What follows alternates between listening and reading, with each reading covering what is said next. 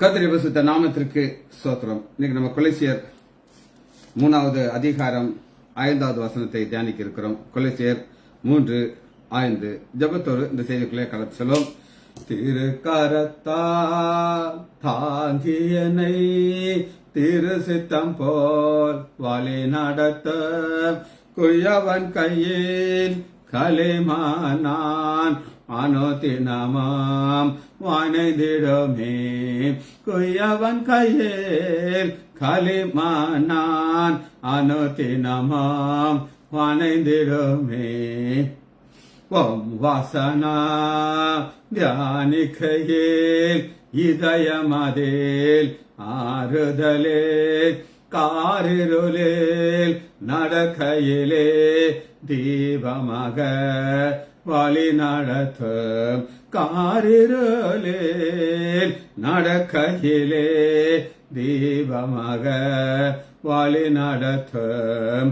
ஆழ்கடலில் அலைகளினால் ஆசையும் போது என் படகில் ஆத்ம நண்பன் இயேசு உண்டே சேர்ந்திடுவேன் அவர் சமூகம்.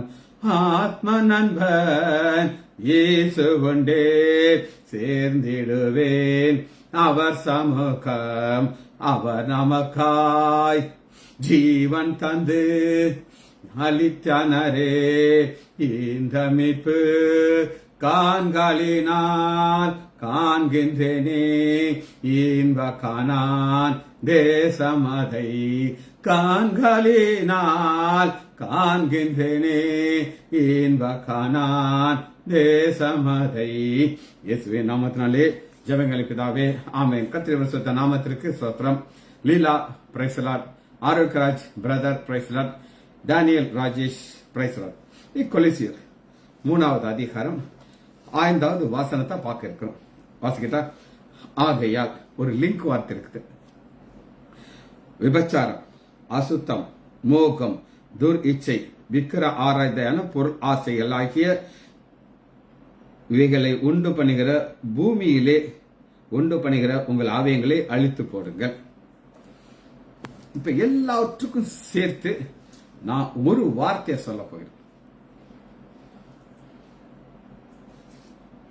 1 விபச்சாரம், 2வது அசுத்தம், 3 மோகம், 4 துர் இச்சை, விக்கிர ஆராதனையாக பொருளாசை, எல்லாம் சேர்த்து எல்லா பொருள் ஆசையாகிய இவைகள் எல்லாம் எல்லாத்துக்கும் சேர்த்து நான் ஒரு வார்த்தை உங்களுக்கு. அது பெரிய பர்வதம்.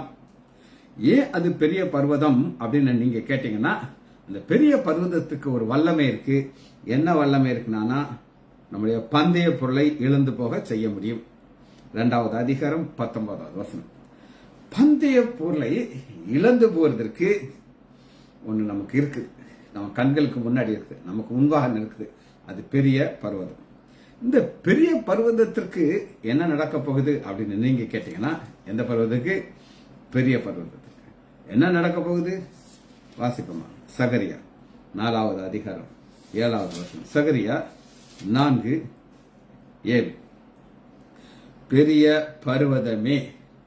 ஆண்டவர் யார்கிட்ட பேசுறார்? அந்த பெரிய பர்வதத்தை பத்தி பேசுறார். எந்த பெரிய பர்வதம்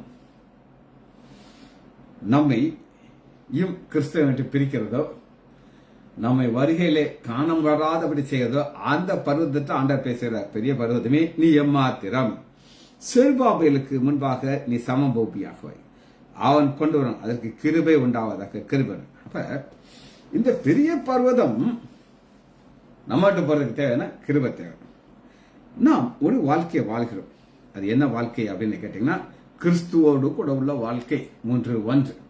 அந்த கிறிஸ்துவோடு ஒரு வாழ்க்கை வாழும் பொழுது நமக்கும் கிறிஸ்துவுக்கும் ஊடால ஒரு தடை வருகிறது. அது வந்தானா நம்மளால என்ன செய்ய முடியாதுன்னா, நம்முடைய ஜீவன் மறைந்திருக்க முடியாது. கிறிஸ்து வெளிப்படும் பொழுது நாம் வெளிப்பட முடியாது. அப்படிப்பட்ட ஒரு காரியம் வரும்போது ஆண்டவர் என்ன செய்வார் அப்படின்னு கேட்டீங்கன்னா, வாசிப்போம். 1 யோவான் 4வது அதிகாரம் 4வது வசனம். உலகத்திலே இருக்கிறவனை விட உங்களில் இருக்கிறவர் பெரியவர். கேட்டுக்கோங்க, உலகத்தில் இருக்கிறவனை விட உங்களில் இருக்கிறவர் பெரியவர். இப்ப இந்த உலகத்தில் இருக்கிறவரை விட உங்களில் இருக்கிறவர் பெரியவருங்கிறத நம்ம எப்படி பார்க்க முடியும் அப்படின்னு நீங்க கேட்டீங்கன்னா, இதுக்கு நாம் தாவீதை போய் பார்க்கணும். தாவீதுடைய வாழ்க்கையில ஒரு பெரிய ஒரு பர்வதம் வந்துச்சு. ஒரு வாழ்க்கையில வந்துச்சா? எஸ், வந்துச்சு. எல்லாரும் அந்த பர்வதத்தை பார்த்தா ஓடியே போயிடுவாங்க. அது சவுலா இருக்கட்டும், சவுலோட கூட இருக்கிற எல்லா யுத்த வீரர்களும் சேர்ந்து எழுச்சாங்க, டிசிப்பேர் வராங்க. ஏன்னா அவங்களால அந்த கோலியாத்துங்கிற ஒரு பர்வதத்தை அவங்களால ஃபேஸ் பண்ண முடியாது. ஏன்னா அந்த கோலியாத்துங்கிற பர்வதம் சும்மா இருக்காது. 1 சாமுவேல் 17வது அதிகாரம் 10 அந்த பெரிய பர்வதமாகிய கோலியாத் என்ன செய்யும்னா, பின்பு அந்த பெலிஸ்தியன், நான் இன்றைய தினம் இஸ்ரேலின் சேனைகளை நிந்தித்தேன். அது ஒரு காரியத்தை செய்யுங்க, நிந்திக்கும். இப்ப நம்ம பார்க்கிற ஒரு பெரிய லிஸ்ட நான் உங்களுக்கு காமிச்சேன். அந்த லிஸ்ட் முழுவதும் நம்மளோட பேசும்.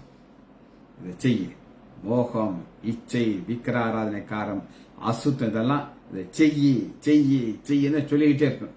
ஆனா ஆண்டவர் அதை எப்படி பார்க்கிறார்னா, ஒரு பெரிய பர்வதமா பார்க்கிறார். அந்த பெரிய பர்வதம் அப்படி சமபூமி ஆக்கிடுவார். காரணம் கிருபை. இப்ப இந்த கிருபை யாருக்கு மட்டும் கிடைச்சது அப்படின்னா, தாவீதுக்கு மட்டும் கிடைச்சது. 1 சாமுவேல் 17வது அதிகாரத்தில் நீங்க பாத்தீங்கன்னா, நிந்தித்தேன், நாம் ஒருவரோடு ஒருவர் யுத்தம் பண்ண ஒரு. இப்ப 11வது வசனத்துல சவுல், இஸ்ரேல் அனைவரும் அந்த வார்த்தையை வெளி சொல்லி வந்து கலங்கி மிகவும் பயப்பட்டார்கள். இப்ப அந்த ஒரு பெரிய பர்வதம் நிக்குது. 40 நாள் வந்து டெய்லி பாருங்க, 16வது வசனத்துல 40 நாள் காலை மாலையில வந்து நிற்பான். இப்ப இவனுக்கு தெரியாது, இந்த பருவத்துக்கு தெரியாது, ஒரு குட்டி பய வருவான் என்னை அடிச்சு சமபூமியாக்கன்னு அவனுக்கு தெரியாது. ஆண்டவர் தாவீதுங்கிற ஒரு நபரை அனுப்புகிறார். தாவீதுக்கும் தெரியாது நான் பர்வதத்தை அடிக்க போறேன்னு தெரியாது. ஆனா ஆண்டவர் சொல்றார், பெரிய பர்வதமே நீ எம்மாத்திர, நீ தாவீதுக்கு முன்பாக சமபூமியாவை, பிளாட் ஆயிடுற. அது பெரிய பர்வதம் நிக்குதுங்க. எப்படி நிக்குது அப்படின்னு கேட்டாங்க 17வது அதிகாரத்துல.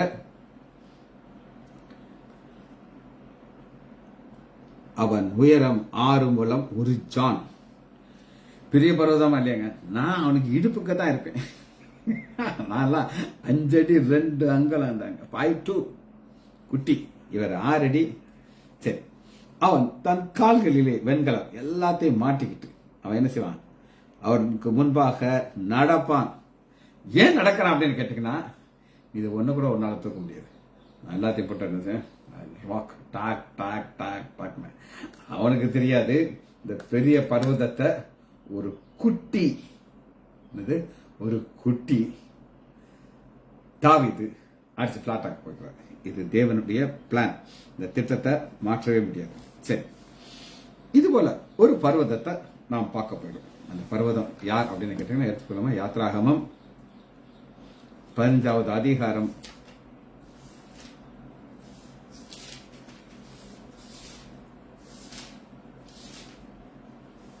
16வது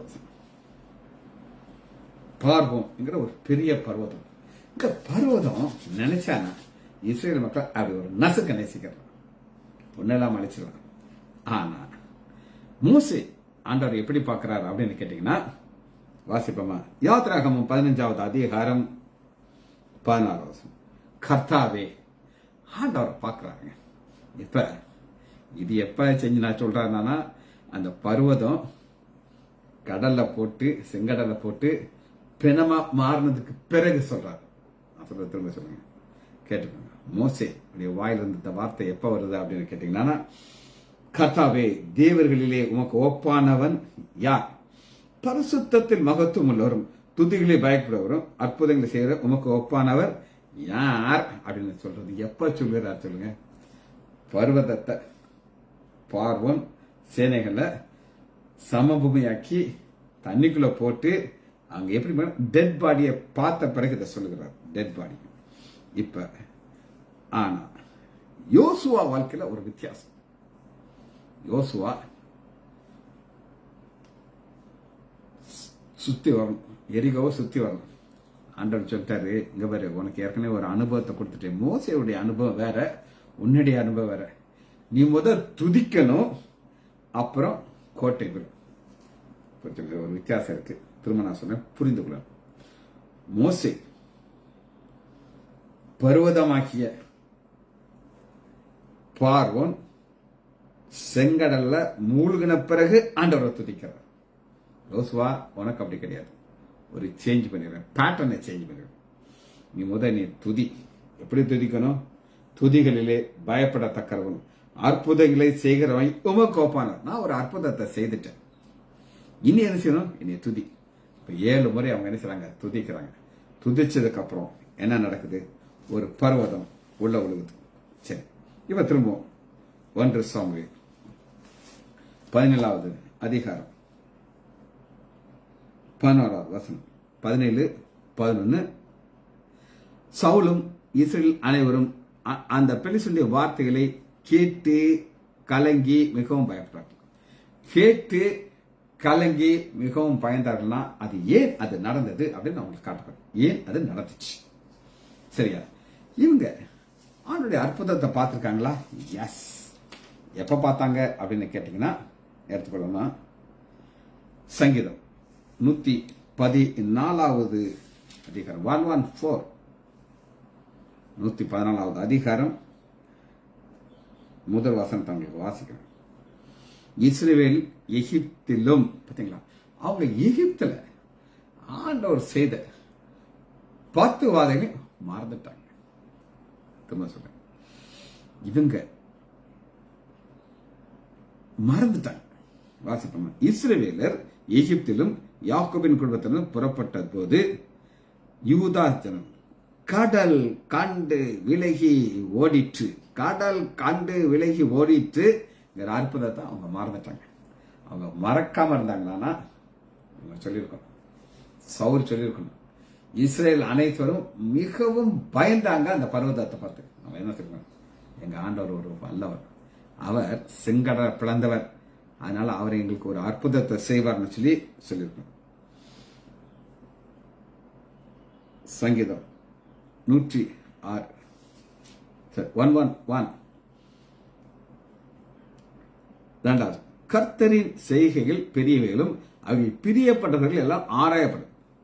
இது என்ன நான் சொல்றேன்?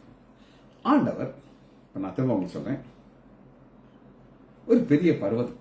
அந்த பர்வதத்தினுடைய பெயர் என்ன அப்படின்னு கேட்டீங்கன்னா கொலேசியர் 3வது அதிகாரம் 5வது வசனம். அந்த பர்வதத்தினுடைய பெயர் உங்களுக்கு காட்டுறேன். ஆகையால் விபச்சாரம், அசுத்தம், மோகம், துர் இச்சை, விக்கிர ஆராதனை ஆகிய பொருள் ஆசை இவைகளை நாம் அழித்து போடணும்.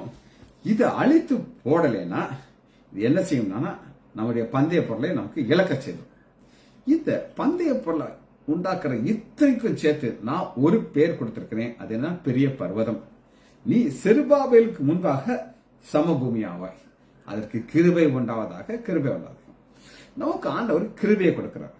அந்த கிருபையை கொடுக்கும் பொழுது நாம் என்ன செய்ய வேண்டும் அதான் பார்க்க போறோம். சங்கீதம் 111 2வது சங்கீதம் 111:2 கர்த்தரின் செய்கைகள் பெரியவைகள். அந்த பெரியவைகள் நம்ம என்ன செய்யணும்? அவைகளை பிரியப்பட்டவர்கள் எல்லாரும் ஆராயப்படுது. பிரியப்பட ஆராயப்படும். ஆராயப்படுறதுனா என்னன்னா அசை போடுறது. அசைப்படுறது என்ன செய்யணும்? ஒரு ஆடு இருக்கு, வேமா வேமா வேமா வேமா சாப்பிடும். அது வயத்துல இருக்கும், அதுக்கு 3 சேம்பர் இருக்கும். அப்படி நிதானமா படுத்துக்கிட்டு அது கொஞ்சம் கொஞ்சமா அதை சாப்பிட்டுட்டே இருக்கும். அது போல நம்ம ஆண்டவர் வேதத்துல செய்த அற்புதம் ஒன்று, நம்முடைய வாழ்க்கையில செய்த அற்புதம். இந்த ரெண்டையும் பேலன்ஸா யார் யாரெல்லாம் தியானிக்கிறார்களோ அவர்களால தான் அந்த பெரிய பர்வதத்திலிருந்து வெற்றி கொள்ள முடியும். சங்கீதம் 111:2 கர்த்தரின் செய்கைகள் பெரியவைகளும் அவைகளிலே பிரியப்படுகிறவர்கள். இன்னைக்கு ஒரு கூட்டத்தா இருப்பாங்க. அவங்க எதுல பிரியமா இருக்கும்னா சொந்த கதை, சோக கதை. எது சொந்த கதையை நான் கேளுங்கன்னு சொல்லி பக்கத்து வீட்டுல ஒரு அம்மா இருப்பாங்க. அங்க போய் அழுது சொல்லுவோம். அந்த அம்மாக்கு இந்த அம்மா வந்தாலே ஒரே ஓடியே போறாங்க. ஐயோ இந்த பொம்பளை வந்தானா நீ கொல்லுவாளேன்ட்டு. ஒரு சில நண்பர்கள் இருப்பாங்க, அங்க உட்கார்ந்துக்கிட்டு சொந்த கதைகளை சொல்லி சொல்லி சொல்லி அதை சோகமாக்கிறாங்க. நான் எப்பயுமே ஒரு ஹாப்பியா இருக்கணும்னு நினைப்பேன். ஏன்னா ஆண்டவர் நம்மளை சந்தோஷமா இருக்க சொல்லுகிறார். சரி, அடுத்து பாருங்க 3வது, அவருடைய செயல் மகிமை மகத்துவம், அவைகள் நீதி என்றென்றைக்கும் இருக்கும். தம்முடைய அதிசயமான செயலை நினைவு இருக்கும்போது நினைவு அதை நம்ம என்ன சொல்லணும், நினைவு கூறணும். ஆனா அநேகர் என்ன செய்றாங்கன்னா, அதை என்ன செய்றாங்கன்னா 106:13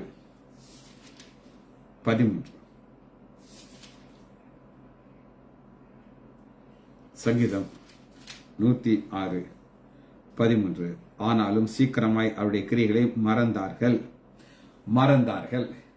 நம்ம எல்லாத்தையும் ஞாபகம் வச்சிருக்கோம். எதை ஞாபகம் நான் சொல்லுவேன். யாராவது உங்க மேல கோபமா பேசினாங்களா, ஞாபகம் வச்சிருக்கோம். யாராவது உங்களை திட்டினாங்களா, ஞாபகம் வச்சிருக்கோம். உங்களை ஏதாவது இன்டைரக்டா ஒரு குத்துனாலே நீங்க ஞாபகம் வச்சிருப்பீங்க. ஆனா நேத்து நான் என்ன செய்தி சொன்னேன்னா மறந்துருப்பீங்க. அதுதான் நேற்று நான் சொன்ன செய்தி. எத்தனை பேர் நீங்க நைட்ல உட்காந்து அதை நினைச்சீங்க? தாவீதை எப்படி ஒரு உயர்ந்தமான ஸ்தானத்துல கொண்டு வந்து பழைய ஏற்பாடுல இருந்து புதிய ஏற்பாடு வர ஒரு கோர்வையாக ஒரு செய்தி கொடுத்தேன். மறந்துடுவீங்க. காரணம், நிறைய சாப்பாடு சாப்பிட்டு உங்களுக்கு டைஜஸ்ட் ஆக மாட்டேங்குது. ஆனா ஆண்டவர் என்ன செய்யறாரு அப்படின்னு கேட்டீங்கன்னா, நமக்கு ஒரு பாதையை வைத்திருக்கிறவர். அந்த பாதையில போகும்போது அந்த யோர்தான் திரும்பி நமக்கு ஒரு பாதையை வைத்திருக்கிறார். அங்க செங்கடல் நமக்கு பாதையை இடைவெளி கொடுக்கும். இது தேவனால் கூடுற ஒரு காரியம். இதைத்தான் நம்ம இன்னைக்கு தியானிக்க இருக்கிறோம். சரி, சங்கீதம் 111:2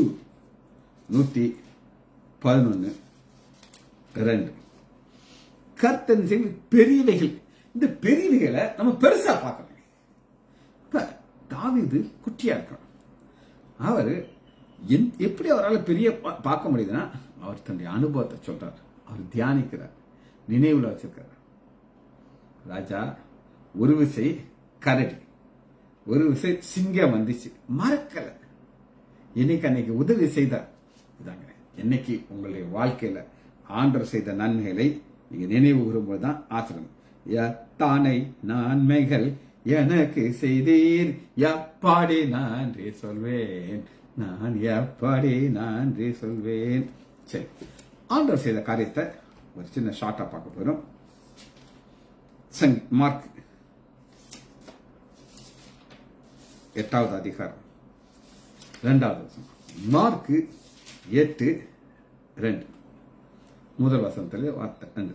இப்ப ஆண்டவர் செய்த ஒரு பெரிய காரியத்தை நம்ம இன்னைக்கு தியானிக்க போகிறோம், நம்ம நினைவுல கொண்டு வர போறோம்.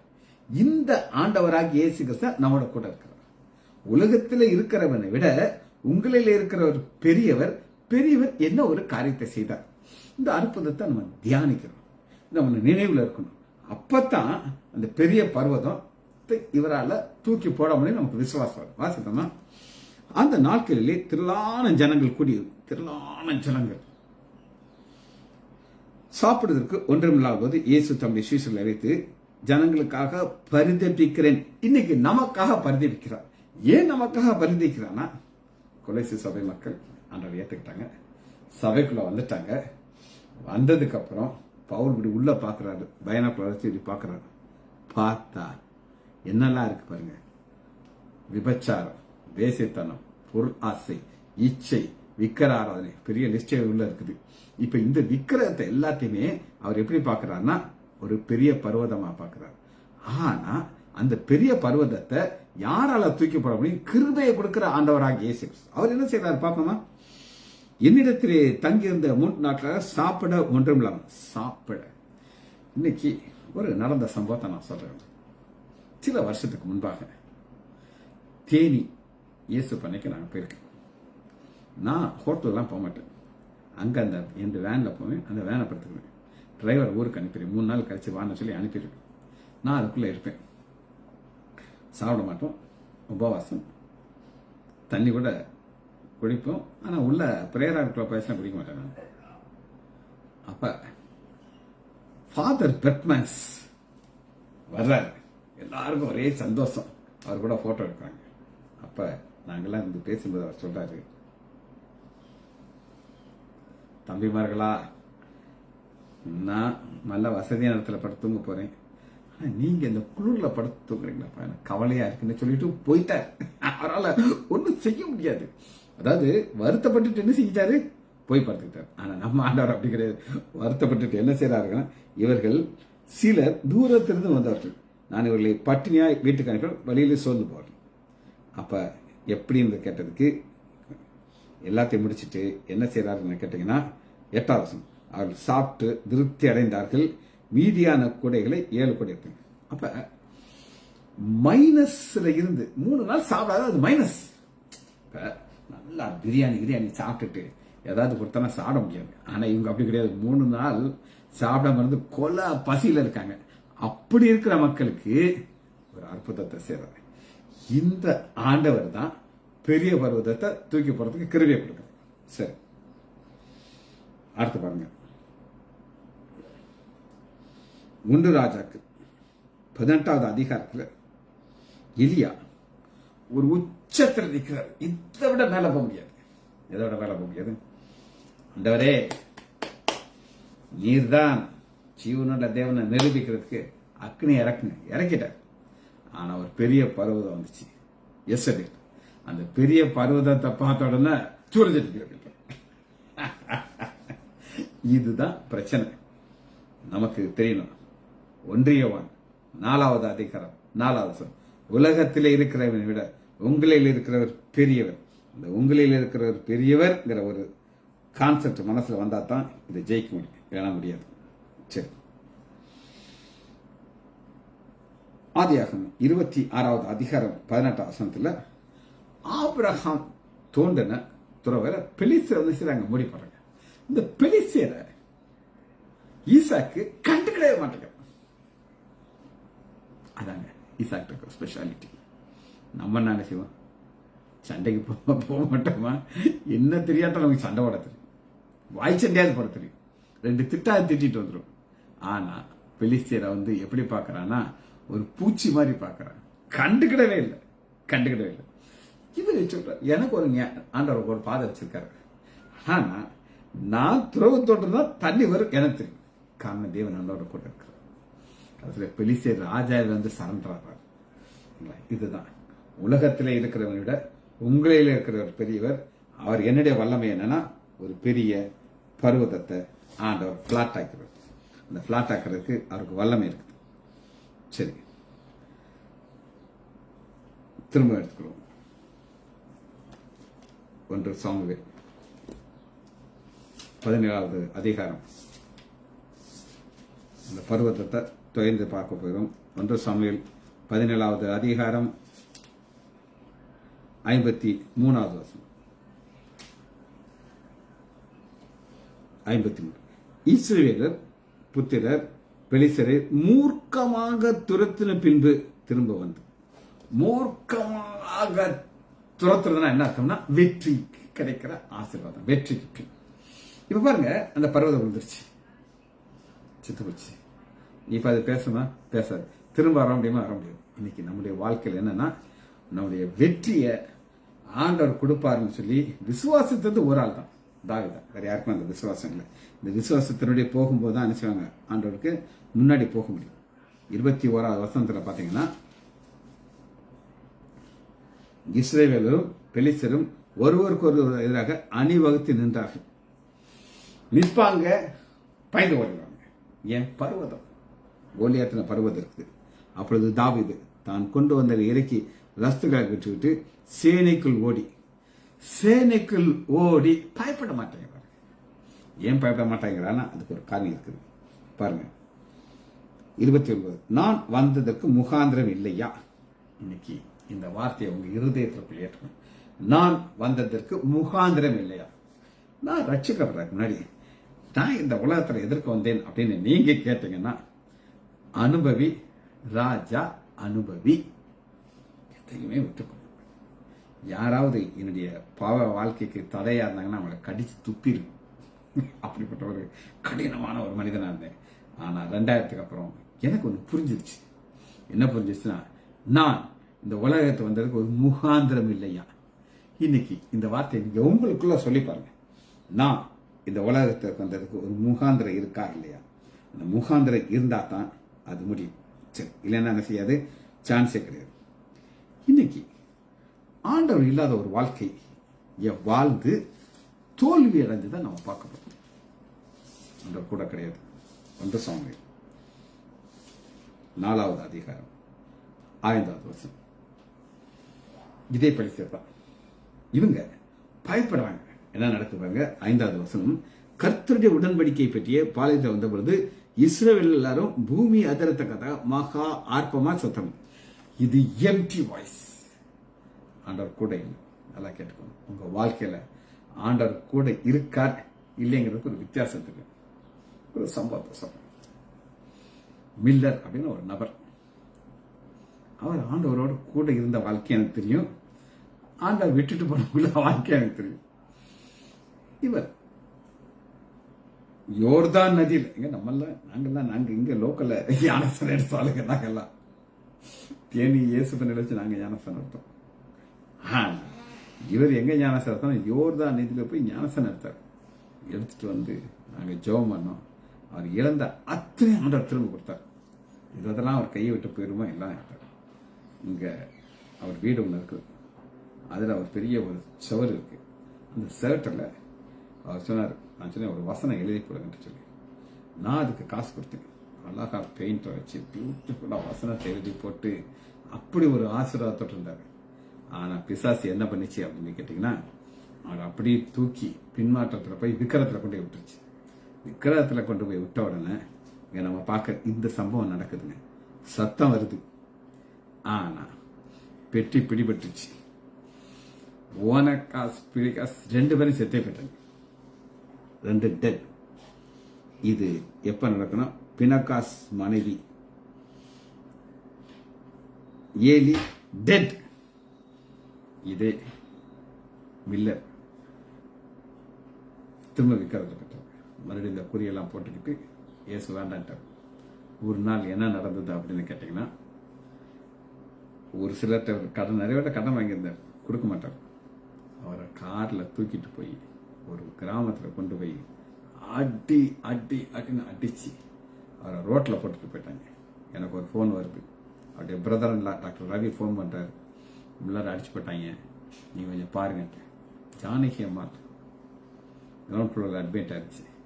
பார்த்து உடம்ப பார்த்தீங்கன்னா எல்லாம் கோடு கோடு கோடு. இதாங்க பர்வதம், பெரிய பர்வதம். அந்த பெரிய பர்வதம் ஏசு இல்லைன்னா அது முழுங்கி ஏப்பமே விட்டுரும். இது ஆண்டவர் செய்யற ஒரு காரியம். சரி, இப்ப இவங்களுடைய பிரச்சனை என்ன அப்படின்னு கேட்டீங்கன்னா,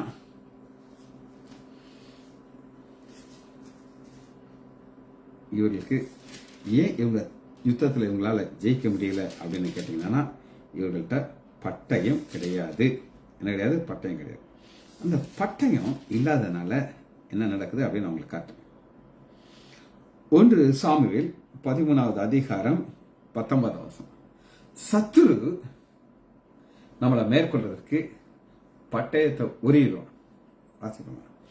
1 சாமுவேல் 13வது அதிகாரம் 19. எபிரேயர் பட்டயத்தாகவும் ஈட்டைகளாகவும் உண்டு பண்ணாதபடி பார்த்து பெலிஸ்தேர் இஸ்ரவேல் ஒரு கொல்லன் கூட ஆகப்பட்டது. இப்ப இந்த பைபிள் தான் நம்முடைய பட்டயம், ஆவியின் பட்டயம். 2 கரம் கருக்குள்ள பட்டயம். இந்த பட்டயம் நம்மகிட்ட இருந்தா தான் ஜெயிக்க முடியும். ஆனா சத்துரு என்ன செய்யறாங்க? இதை தூக்கிறாங்க.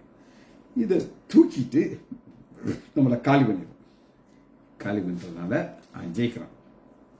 ஆனா தாவீது எப்படி பார்க்கிறாரு அப்படின்னு கேட்டீங்கன்னா, பாருங்க 1 சாமுவேல் 17வது அதிகாரம் 26வது வசனத்துல ஒரு வித்தியாசத்தை பார்க்கிறாரு. பெலிஸ்தியன்ட்ட என்ன கிடையாது அப்படிங்கறத பார்க்கிறாரு. என்ன இல்லை பாருங்க, விருத்த சேதனம் இல்லாத இந்த பெலிஸ்தியன். விருத்த சேதனம் இல்லாத இந்த பெலிஸ்தியன் அப்படின்னா என்ன அர்த்தம்னா, விருத்த சேதனங்கிறதுனா ரத்தத்துல உண்டாகிற உடன்படிக்கை. ஆபிரகாம் சொல்ற ரத்தம், ரத்தத்தினால சர்க்கம்ஷன் பண்ணி ஆண்டவருக்கு பார்க்கிற உடன்படிக்கை. இந்த உடன்படிக்கை மத்திய 26வது அதிகாரம் 28வது வசனத்தில் ஆண்டு சொல்கிறாரு, இது என்னுடைய ரத்தத்தினால புதிய உடன்படிக்கை. அந்த புதிய உடன்படிக்கைக்குள்ள நம்ம வந்தாச்சு. இப்ப வந்தாச்சு. நம்ம யாரு பிள்ளை? ஆண்டோடைய பிள்ளை. இப்ப அந்த பெரிய பர்வதம் வரும்போது ஆண்டவர் ஆட்டோமேட்டிக்கா வந்துடுவார். ஆனா நீங்க அந்த உடன்படிக்கைக்கு உள்ள இருக்கணும். உள்ள இருக்கும் பொழுது அந்த பர்வதத்தை தூக்கி போடுறது அவருடைய வேலை. இந்த ரத்த சம்பந்தமான ஒரு காரியங்கிறத ஒரு வாசனத்தை மூலம் உங்களுக்கு காட்டு. ஆதியாகமம் யாத்ராகமம் 4வது அதிகாரம் 25வது வருஷம் கருகலான ஒரு காரியம் நம்ம பல முறை தியானிச்சிருக்கோம். திரும்ப நான் சொல்றேன். மோசையை ஆண்டவர் கொல்ல பார்க்கிறார்.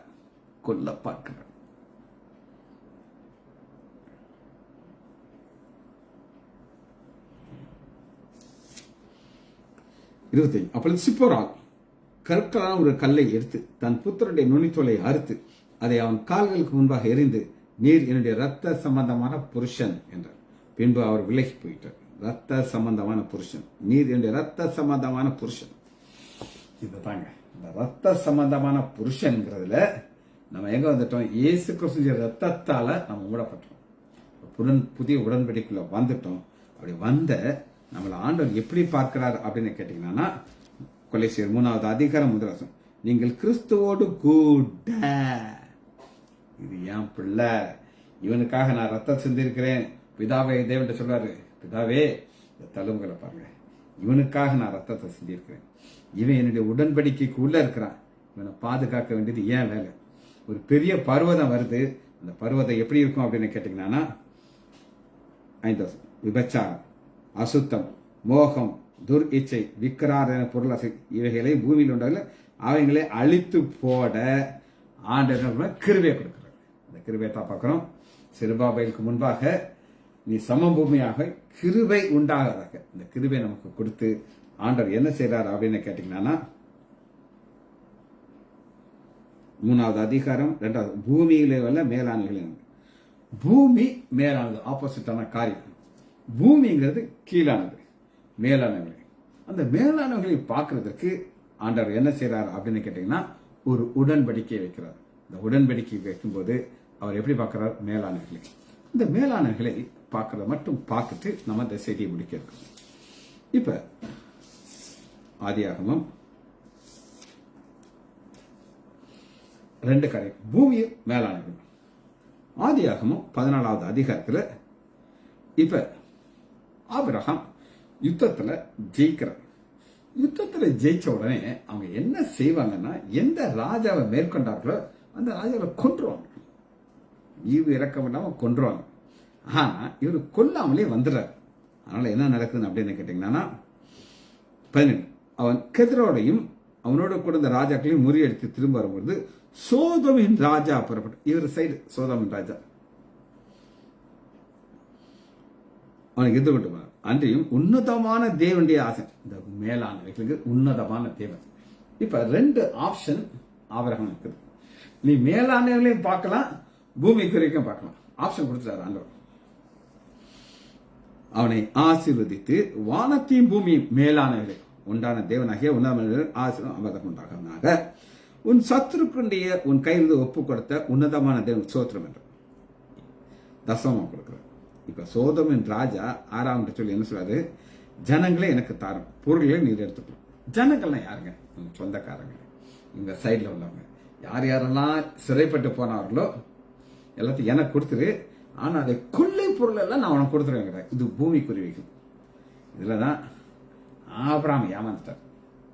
ஏமாந்து ராஜா கொடுக்க கொடுக்க வாங்கிட்டாரு.